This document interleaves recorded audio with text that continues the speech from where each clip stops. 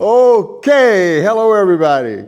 So I'm in a particularly good mood. I'm going to do some discussion of one of my favorite subjects, which is jazz musicians from the state of Florida, of very, very high significance. There are a whole lot who are not so renowned, but then there's some very special ones, and today we're going to talk about a special one. But first, I want to let you know that we're doing this live at the Clearwater Historical Museum in celebration of Clearwater Jazz Holiday's 46th anniversary. There are a lot of memorabilia and displays here that you might want to check out, and I hope that you will do that. Holiday is upon us, and we're going to have a great time. You'll be able to come here and enjoy some of the remnants of the last 46 years of wonderful music festivals right here in Clearwater. Okay, that's my political announcement. Now I'm going to move on to the subject of this moment. Born on September 24, 1923, in a place way south of here known as Key West, Florida. This young man is what we call a, how do I describe him? A kind of United Nations character.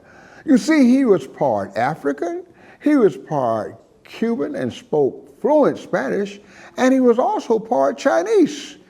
And you find that actually fairly common in Key West because people from the islands came there, Cuba, which is an island itself, came there, and then refugees from the revolution in China found that an accommodating place as well. And those cultures moved to this one neighborhood where almost all the people of color lived, and they commingled and joined families and had kids and the whole thing.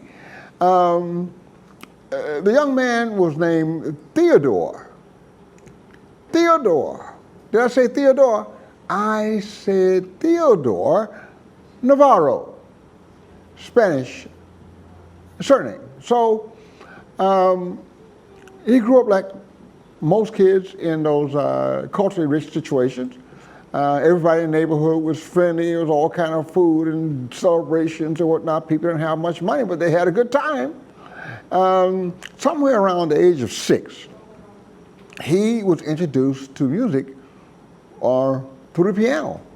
Most of these homes back in those days, if they could afford it, they had a piano in the house. That was like, you know, before MTV and radios and TV, you know, maybe a radio, but not television or anything. So the piano was in a lot of homes because it was a source of entertainment, and there were a lot of people who played the piano, either with great knowledge or just played by ear, or both. He didn't take it very serious. He just kind of thumped around with it. And then he went to school at Frederick Douglass High School. Now, this is confusing for some people. Frederick Douglass High School was a school that taught kids from the 1st grade through the 12th grade, as was very common in the segregated days of education, especially in small communities. So you went to high school for essentially 12 years. And he had a very industrious band director who was a professional musician himself. I'm not sure if he was a trained teacher, but he was a trained musician, and he did a great job there for a long time. Somewhere around the age of 13 years of age, Theodore got serious about the trumpet and started making great progress while in high school. It wasn't long before the word got around that they got this great young musician down there in Key West, blah, blah, blah. So the next thing you know, he's in Brother Johnson's band in Miami, 165 miles away. And he's only about 16 years of age, and he's not playing the trumpet, he's playing tenor sax. Yeah, he was a multi-instrumentalist. And his band director had been a woodwind player, so I think it was only natural for kids to experiment. And after hearing his band director, jamming on the tenor sax, he decided, I'll try this thing too. That didn't last long. After graduating high school, he put the tenor sax aside and went trumpet only, and looked for other avenues to expand himself and to get away from Key West. There wasn't a lot there that was going to help him build a career, so he had to go. And his next stop, believe it or not, was Orlando in Saul Albritt's big band. And he chose that band, very strategic young man. At this time, he was probably 17, maybe 18.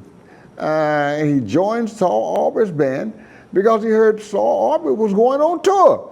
And he wanted to see the country. After all, when you're in Key West, you ain't seeing much but the island. So he goes to Orlando, he rehearses, he plays some gigs with the band.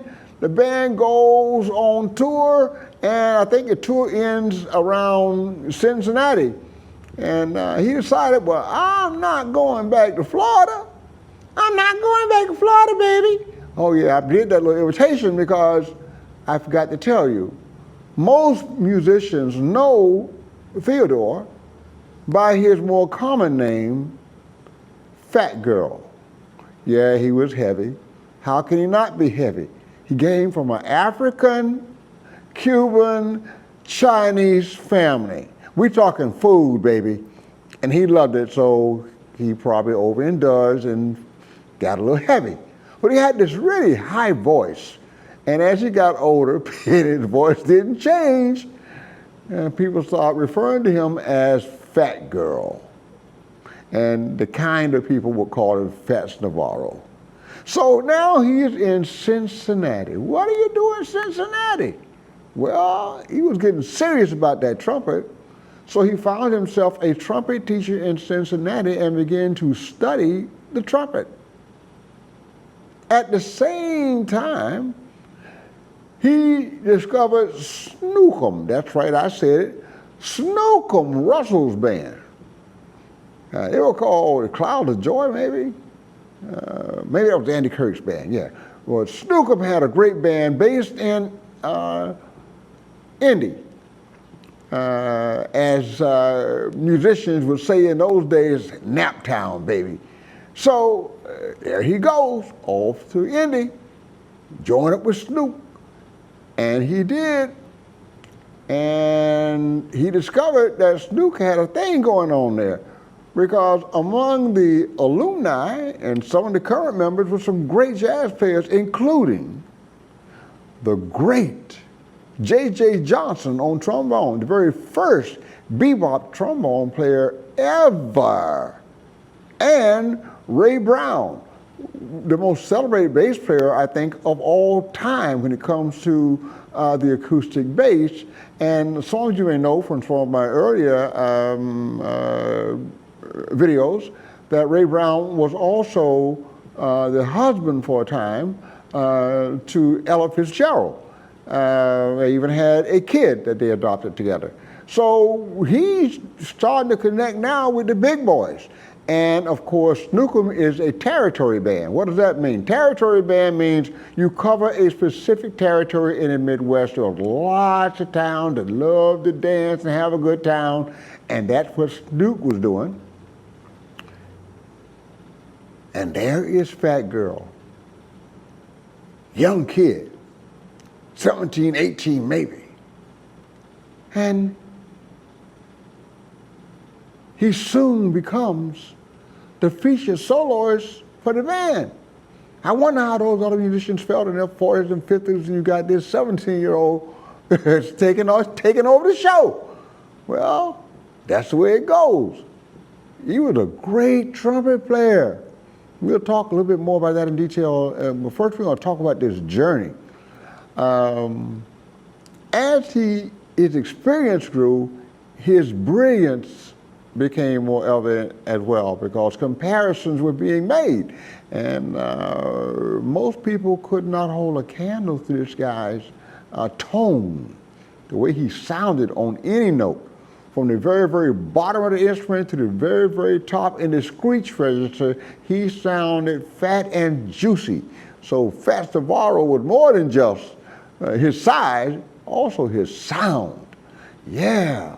So he did that for a while, and evidently while on tour, he discovered more fertile ground. Yeah, more fertile ground. Where's that? Kansas City, baby. I'm going to Kansas City. Oh, yeah. He went out to Kansas City, man, and joined Andy Kirk's band. That band was well known in the Midwest and well respected, and they made a little money too, so that was a good thing. So there he goes, expanding his territory, making more and more friends, learning more and more and more and more and more. And that is where he met the great trumpet player Harold McGee. Howard McGee, who actually started giving him pointers on playing the trumpet and accelerated his progress. And they became lifelong friends. Yeah, even after he eventually, after I think maybe 2 years with Andy Kirk's band, someone who had a better band and a whole lot more money sent him a special invitation. You need to be in New York. You need to be in New York. Come to New York. I'll pay you twice what you're making with Andy Kirk. Well, what you gonna do? You're going to New York. Who could do something like that with a big band? Economics are getting tough. You got a whole lot of mouths to feed. It's getting tough out there. Who could do it? A superstar. Who was this superstar? Cab Calloway. I don't even know how to start with Cab Calloway. Let's do it this way. At one time in Cab Calloway's band was Dizzy Gillespie and Charlie Parker and Milt Jackson and J.J. Johnson and Howard McGee and a host of saxophone players. You name them and they were there. Dexter Gordon was there. Frank West was there. Sonny Stitt was there, all in this one band. It was like the most advanced band. People actually call it avant-garde because you got a big band that's playing bebop lines. These cats could play and they were moving the music forward. I don't think any big band that followed Cab Calloway ever pushed the envelope that hard for that long. Yeah, and the musicians were dying to get in that band. They kept coming. But of course, no one could play in the upper register like Fats Navarro. So he became the lead trumpet player. No one could play as loud and fat as he could, or as high, or as lyrical, or as technical. His solo would be just a thing of beauty and variety and creativity and clarity, because he was a technical genius on the instrument. So he made a really big mark on the industry while in Cab Calloway's band. Unfortunately, you have these business types, these industry types, and they calculated that they could make more money if Cab Calloway just sang love songs and ballads with that beautiful baritone voice of his, singing love songs, making the ladies swoon and the guys lucky. They thought that would be the best thing. And so they didn't record a lot of the instrumental big band things that were done with these great musicians. But if you can find recordings by Cab Calloway that features the band, you'll be shocked at what you hear. And not that Cab was not a great vocalist. Man, trust me, that is that good wine and candlelight music. I'm telling you, he had the voice for it, he had the songs for it, he had the presentation, and he had that band that was on fire. Unfortunately, the record companies and promoters preferred to hear slow ballads, so people can embrace and dance slow like people like to do. So after a couple of years, Fat Girl decided, got to find something else to do. And the other musicians were like, man, we're not getting a chance to play that much, except for these ballads, so I don't know. And it was getting tough to run a big band in the late 40s. Bebop is coming. The groups are getting smaller. And basically, what the Cab Calloway Band was doing with those arrangements was pretty much playing bebop at a little bit slower tempo with a big band. Before bebop was really a thing. They were the forerunners of bebop. And most of the major creators of bebop, including Art Blakey on drums, let's not forget him, they were in that band before there was a bebop. Yeah. Excuse me. So he decided to leave. No problem. Everybody knew him. He was so popular that people wondered, man, why doesn't Fats start his own band? He's like a superstar. Well, maybe he didn't want to deal with all that. Especially when every major player in the jazz industry wanted Fat Girl on their records. Period. Coleman Hawkins had to have him. Had to. And Coleman was the biggest tenor sax player of his day. He played even with Miles Davis, who's not a trumpet player. Milt Jackson, Curly Russell on bass, all kinds of people he recorded with because he was so popular and he was dead on. You hire him to come to the studio, you count the tune off one time through, that's a wrap. You ain't got to do no fixing or editing or second takes or any of that. Matter of fact, as I did this research, I only found a couple of tunes that had alternate takes. He was a one-take guy. You tell me what you want me to play and I'm gonna nail it. And that's what he did every single time. Now, as he is getting older in the whole New York scene, he got bit by that disease that bites and did bite a whole lot of musicians in that era, which was drug dependency. And as most of them fell victim to heroin, skag, boy, a whole lot of other names for it, junk. That's where the word junkie comes from. Called it junk. Well, he got a light taste of it. But what really got him is somewhere after leaving the Calloway Band, he ran into a case of tuberculosis. And musicians don't have free health insurance. I'm not going to talk about health insurance at this point in time. But one of the things Dizzy Gillespie did is he established a program where that musicians who are uninsured in the New York area could come to New Jersey and get treatment free because Dizzy provided funds for musicians who were sick. They could get hospitalization, medication, all of that. Dizzy did that because he had suffered that way as well. Unfortunately, this was before, or after, I'm sorry, Fat's time. So over the next couple, 3 years, he got weaker and weaker and weaker, and his output became less and less. But he never gave up. He had this incredible spirit. Even after playing with all these great bands and making all these great records, by the way, 150 single tracks, 150 single tracks with just about everybody, including the wonderful Tad Dameron, who was like, they were like brothers of the soul.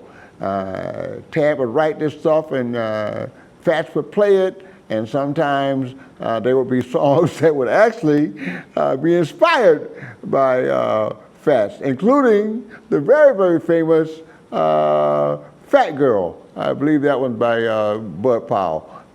So he was well loved and he was well respected, and he set the ground for all trumpet players to come.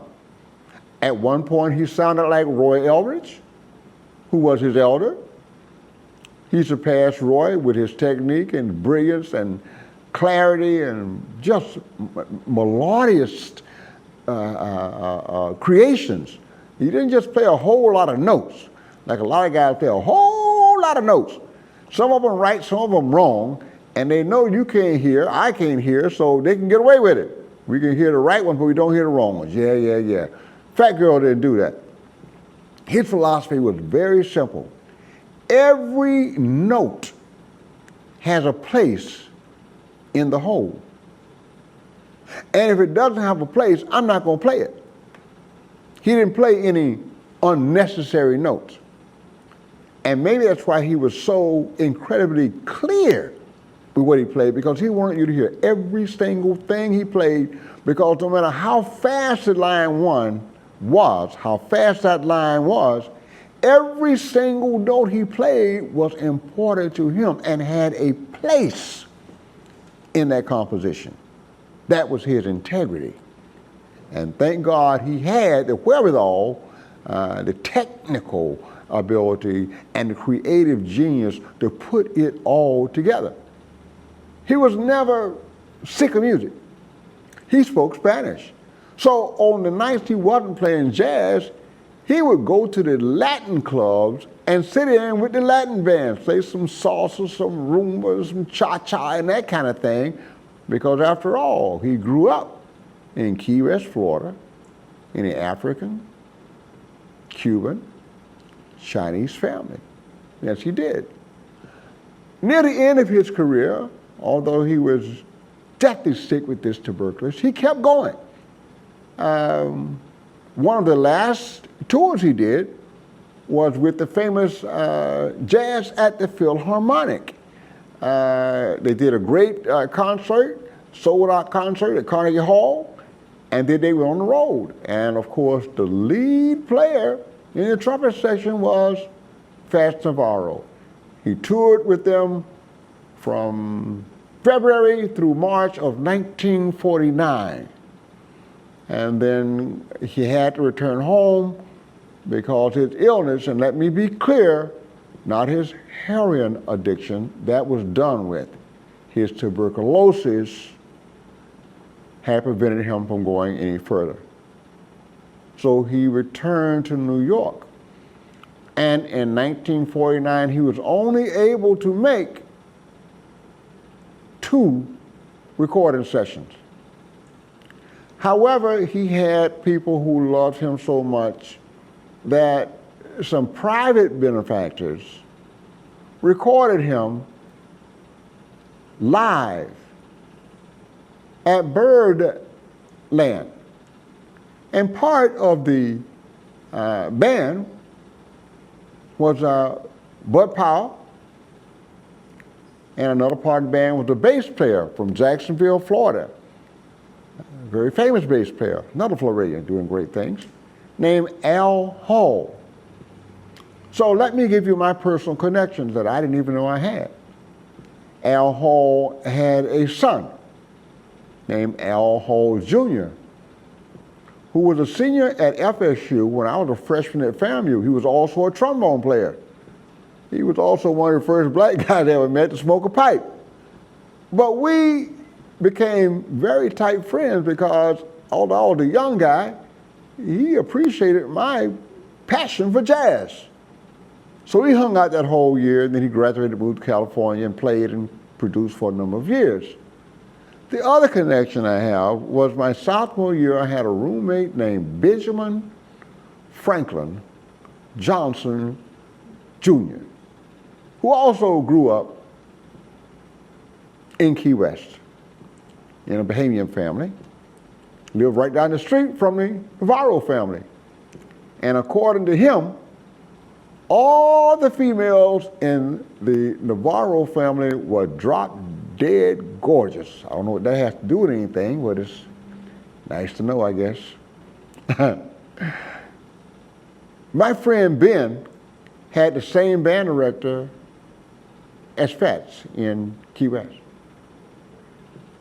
But that journey at Frederick Douglass High School ended in 1965 when they started integrating the schools and everyone had to go to Key West High School.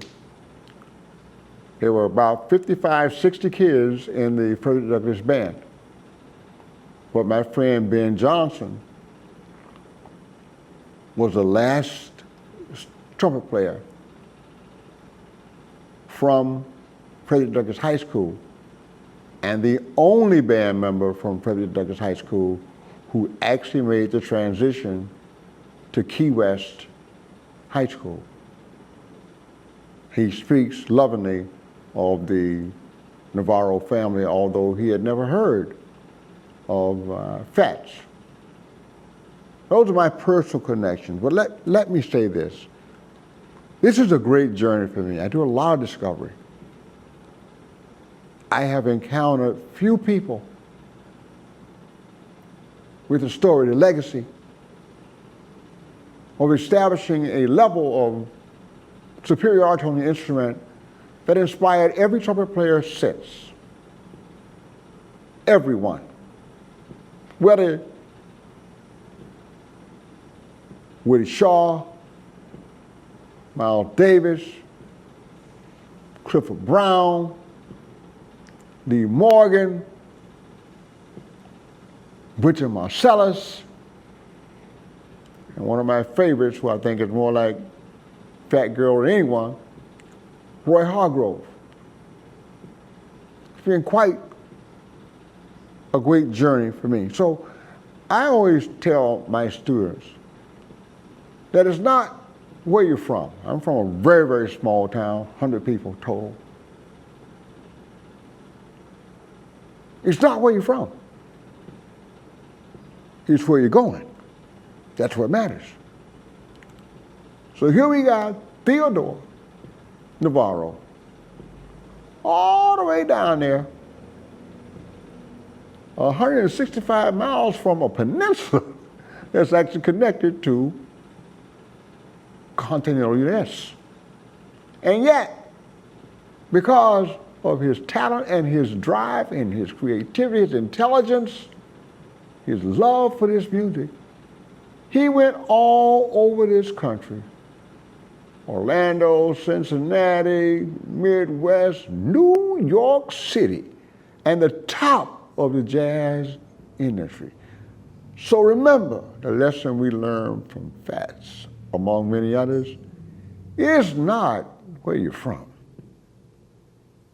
It's what you got in your heart, what you got in your mind, and where you're going.